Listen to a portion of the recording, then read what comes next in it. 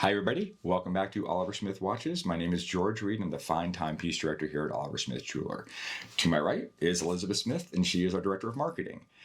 Today, we would like to discuss a brief history of the Two Tone or Rolesor Submariner, and hopefully by the end of this video, you'll have enough information to make the right decision to see which Two Tone sub is right for you.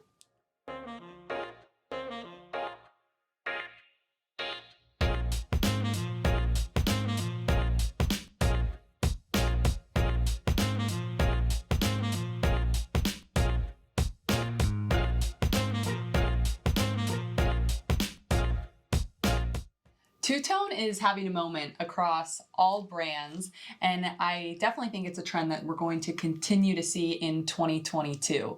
Yeah, I'm super excited about that.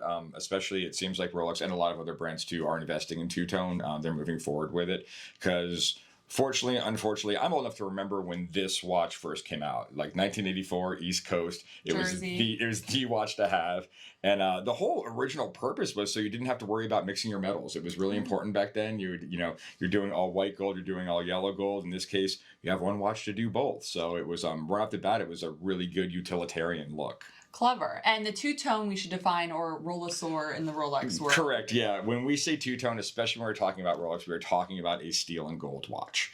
Now, that can be steel and rose gold, steel and white gold, steel and yellow gold, but Rolex has a term for their Two Tone, and it's called Rolesor. They are very, very specific with that. So we have a unique opportunity today where we have 3 examples of the Two Tone blue Submariner over the years. Kind of 3 generations, yeah. Yeah, so let's start at the beginning. Okay, so brief history of sub. Everyone knows, in 1953-54, Rolex came out with the Submariner, which was the definitive dive watch. It took decades. I believe it was 1984 when Rolex came out with their first Two Tone sub or Rolesor, affectionately known as the Bluesy. This example here is a good example of an earlier one. This is 1992. You have a 16613. So you're up to the 5 digits, but I think it's really indicative of a good time for this watch, where you have an aluminum bezel, you have a hole-through case construction, and what that means is instead of coming from the backside and having a tool to compress the pin, you can actually just go straight through the lug. There's actually a hole there that you can push a toothpick or something through to change out your strap or bracelets. Nice, easy. Bracelets a little old school. That might hollow be links. Yeah, it might be where this one falters. All the center links are hollow, and the clasp itself is kind of this old stamped construction. Very lightweight, but maybe a little flimsy. So looking at 2009 is when Rolex made their seismic shift to the maxi case. With that came the ceramic bezel as well. Maybe a little controversial. Maxi dial, maxi case, still a 40 millimeter watch, but a lot bigger profile. Right. The watch has shoulders now. It's squared up. It from the transition from case to bracelet, little jarring. There was a big kind of fall off the cliff right here that wasn't for everybody. Literally and figuratively. Literally and figuratively, sure. This is an early example. This is actually one from 2009. So this is a first year maxi with a ceramic bezel. Matte blue dial. Matte blue dial. That was really interesting when this watch first came out, because for years the Two Tone sub had this glossy blue sunburst dial. And this first variation of the ceramic bezel came out, it had this flat dial. So it was really kind of a one note. Also maybe a little controversial. Of course. Anything new or different, especially in the Rolex world. I liked it. I thought the ceramic to that dial was a really, really good transition, but I didn't realize how much I missed the glossy dial till they brought it back.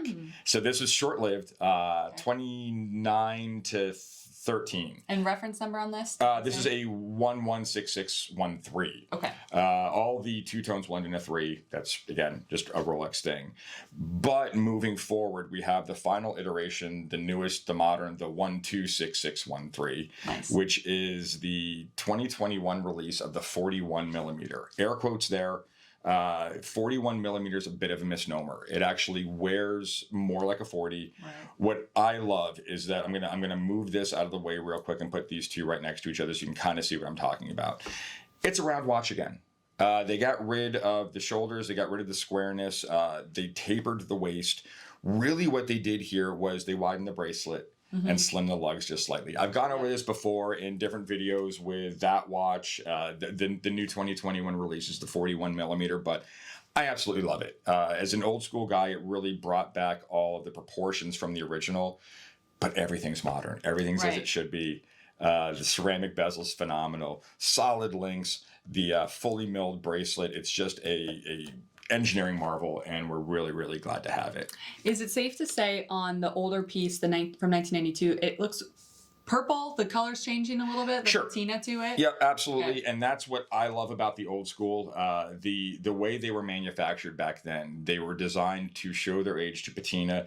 This bezel's going to scratch. The dial's going to fade. The luminescence is going to turn orange. And those are all the things I love as an old school watch guy. The modern Rolex, I do lament to a certain effect that this is going to look this good for its entire life. Right. It's a wonderful thing because you're spending a lot of money on it, especially as you guys know the market nowadays. It's absolutely nuts. But these things are expensive, and this one is going to look this good for its entire life.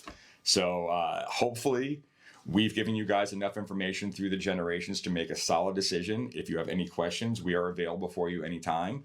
Thanks for tuning in. If you like this content, please click the like button. If you really like it, please subscribe. And either way, thanks for stopping in.